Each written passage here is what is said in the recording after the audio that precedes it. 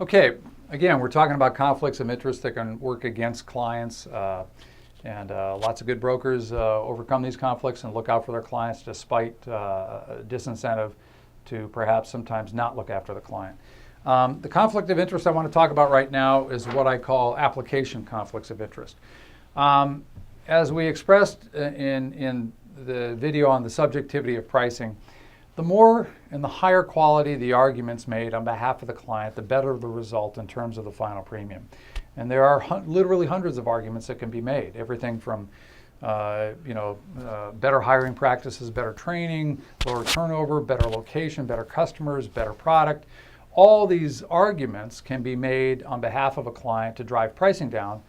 And again, they're not contemplated by the base starting rate that underwriters are forced to work with. Instead, underwriters have large capability of deviating pricing based on their judgment of the quality of the account. And again, the more arguments you make, the better the result. So strong incentive for the broker who's looking after the client to put a lot of arguments in writing. We believe they should be in writing. What underwriters would tell you is that very few of the applications they receive are much more than bare bones applications, meaning facts and figures and loss runs. The applications don't contain a large quantity of high quality arguments that go beyond the base information to help the client lower pricing. A lot of reasons for that, okay? Well, we're going to express one of them right here. Obviously, for any vendor that's working with any client, any vendor in any industry, the more money you can make for the less work, the better. That increases your ability to make a greater income overall. So since very few clients see the application and submission package that represents them out in the marketplace, they have no way of really knowing if the broker is really doing the right job on their behalf.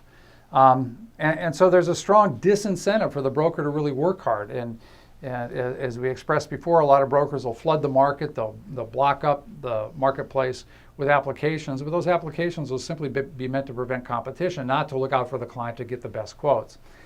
So as underwriters will tell you, very few of the applications they receive, perhaps 20%, have any effort beyond the bare bones to really obtain a good quote, making great arguments for the client.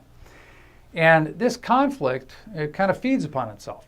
When there's competition between brokers, a lot of times good brokers know that any new broker coming in on the account is very unlikely to make a strong effort in terms of arguments and analysis and loss arguments and exposure arguments. And the reason is that a new broker can spend hours and hours and hours working on a new account, and if the new broker doesn't win the account, they don't get paid. So there's a real challenge for that new broker that's even greater than for the current broker, meaning they have more disincentive not to really make a great effort on behalf of the client because typically new brokers don't win.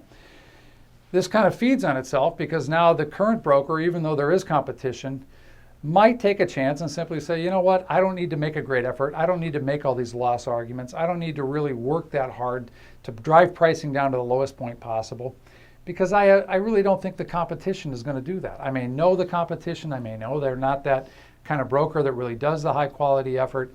And so this application conflict of interest can really feed on itself. And again, because very few clients see the application and submission package that represents them, this application conflict can work against clients in a way that's not known to them.